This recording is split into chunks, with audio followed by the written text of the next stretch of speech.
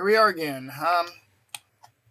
Took a little bit of the week to sort of rest off the convention last week.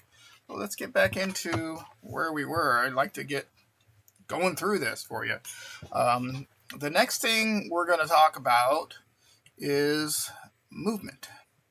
And movement is goes hand in hand with what we had talked about before with actions in the last video. Hopefully we get past this. But we'll go through movement, and I have a little bit of a setup here, so I can show you that.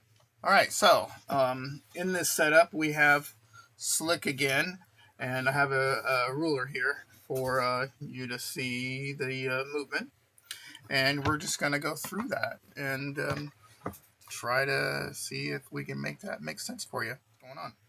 So the first thing that we need to worry about in the book, according to the book, is the stance. So it's whether or not your character is standing up or whether or not he is kneeling or crouching or prone or possibly crawling.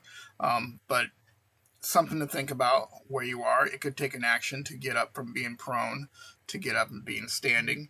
And then the next thing to worry about is the facing. And the facing is what direction is you looking. So I have my minis is this little red thing in the front, the marking the 45-degree angle of his facing. Where is he looking? And specifically, you're going to want to think about that at the end of when you're done moving, making sure that you're pointing the right way. Typically, if you're moving in a direction, you're looking that way. So, and like we had talked about in actions of sort of watching an area, that's sort of the thing you're going to want to pay attention to when you're facing. And in the book, they sort of show you this facing with the kneeling and the running and sort of that aspect of it. So when you're declaring your actions, which we had talked about, you're going to talk about whether or not you're sneaking or crawling or walking or evading. You could be ducking and weaving, trying to doing the S pattern to try to avoid being shot. Now that's going to depend on the shooter. If the target was evading, it's going to be harder for them to hit you, which is nice. So you've got to think about that when you have an opposing force and you're trying to cross, say, an alleyway. Across from here to there, there could be something going on down there. You might want to evade going across there just to make it harder to get shot. So, and then there's just running and sprinting. And I'll drop in a shot of this little table here. So sneaking is 2 yards, and if I position this ruler correctly, this is a 1-inch grid pattern, so you can sort of imagine that too. So if he was spending an action to sneak, which makes it harder for your nearby opponents to hear you, it's only 2 yards. Now, if he was crawling, it's still going to be 2 yards, but you are got a lower profile, a harder hit. Walking is, again, 4 yards, just walking. You could be talking, you could be loading your weapon, whatever. Evading is 5 yards. You're going a little bit farther because you're kind of running, trying to do the dodge type of thing. Running is a total of 6 yards in one action. If you spend multiple actions, you're going to add all this up. And sprinting is not really paying attention to what's going around you, but one of the things that I skipped over there when I was talking about the running and crawling and walking. When you're walking, you're generally aware of what's going on. You're not the same as pausing for a breath and sort of taking a look at everything around your situation, but you're generally aware. When you start running, you start losing what's going on around you. You're running, you're just trying to get from here to there. You might not know exactly everything that's going on. When you're sprinting, you're just putting your head down and running the 10 yards and just getting across. Like if he was here and trying to get to these stairs to get out of the way of what's going on. So that's sort of that bit. Let's go on to jumping. So jumping is a bit of math. So we get out the calculator and we start dealing with some math. You can note this down. I never made a spot on my character sheet for this. I probably should think about adding it to it. But anyway, it's your initial strength divided by 20 and add 50% if the action is a jump sprinting. So if you run ahead of time, you're going to add 50% more of this distance. But it's basically a character with the 80 strength who spends an action sprinting before he can jump. That would be 4 plus 2 equals 6 yards that he would jump. He would leap from here to there, jumping over an alleyway, a crevasse, some dead bodies. That's about that. Jumping is risky, and if he fumbles, you have an equal chance of missing the whole thing and falling, which could be bad. Let me see. So, if the character messes up a jump, then roll 48 on a... Yeah, so it's going to be the percentage. You're going to roll percentile die as a D100, and that's going to give you the percentage of how far he jumped. So instead of the 6 yards that he should have done, if you rolled a 50, you're only jumping 3 yards, 50%. And if that puts you over the middle of the alley, then you drop to the ground.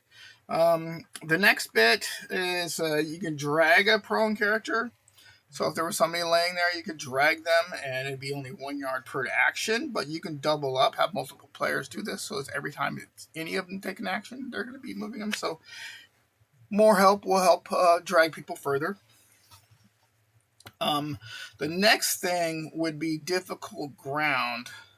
So if you were going over difficult ground, it's going to cause the movement rates to drop, depending on what it is. A pile of skulls might be a -1 to your movement, or whatever you're doing, whether you're walking or trying to sneak or evade over it.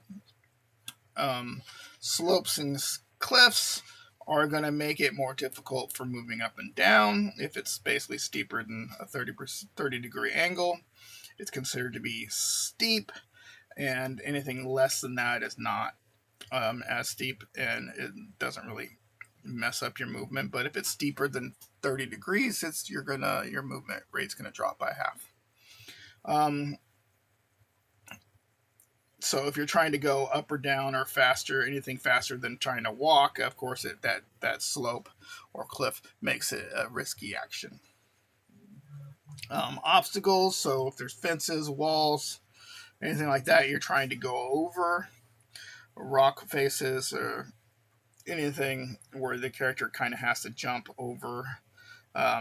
It takes 2 actions to jump over anything more than basically 4 yards tall, because you're jumping, say he's jumping up the edge. So if it's more than 4 yards, let's see, this is less than 4 yards. So it's 1 action for him to sort of jump and get up to this level spot, because it's less than a low obstacle is 2 yards or 2 inches.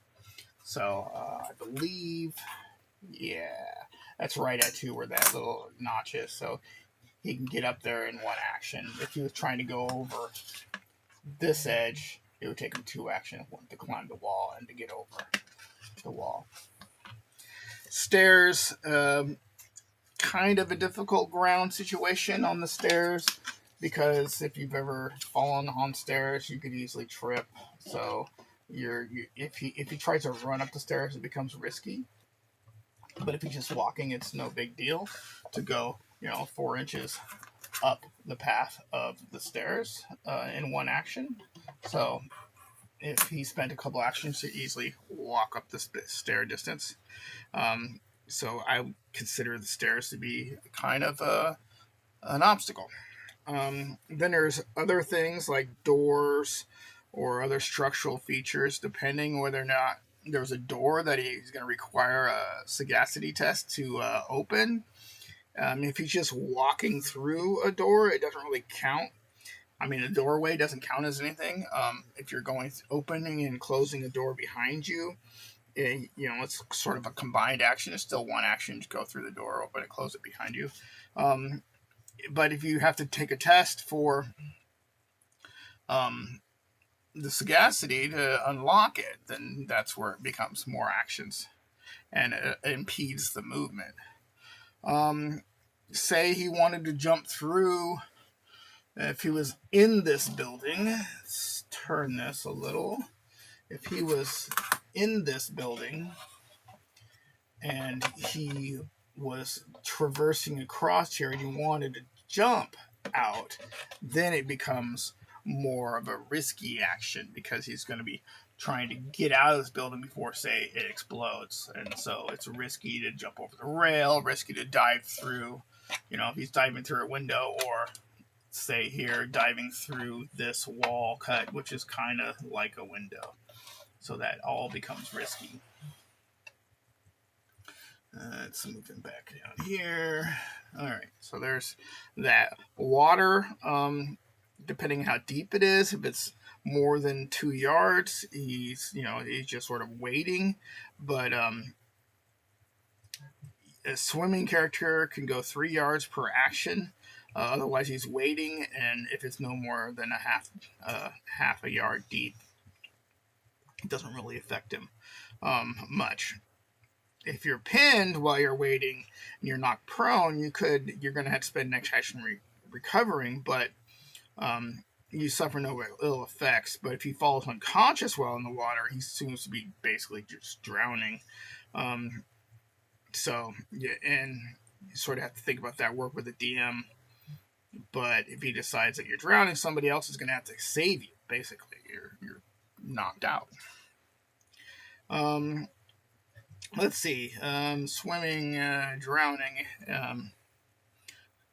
Yeah, James, you should just worry about it. Combined actions with movement.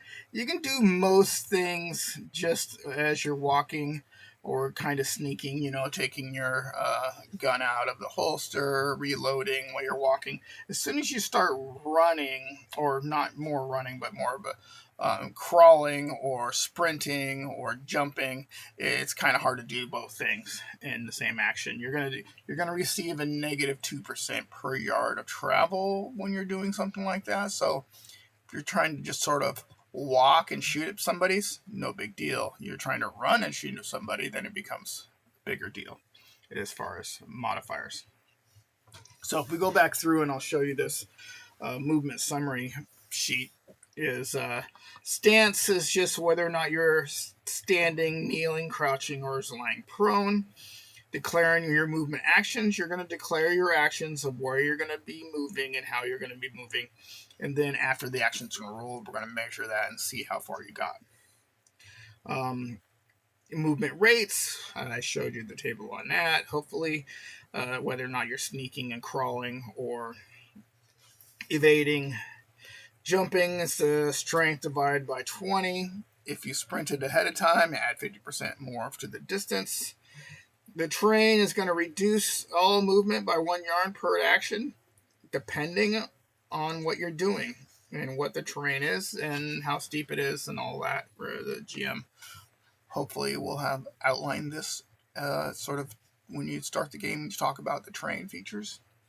Let me see. 1 action to go over a low wall. It's going to take you 2 actions to go over something higher, of course. Pinning tests while you're doing something like climbing or swimming could cause adverse effects. And then combine action with movement. So if you're sneaking, walking, or running, the chance of performing combined action other than shooting are reduced by 2 per yard. So communicating, other things could cause other actions. And that is the short and sweet bit of movement. Hopefully we get onto a regular schedule. The next section is starting the combat section with shooting, and then we're going to go into close combat after that, and hopefully we can get that maybe not combined, but out sort of at the same time, so you go bam bam right into them. And that is that. Let's get back on a regular schedule. Thank you for watching.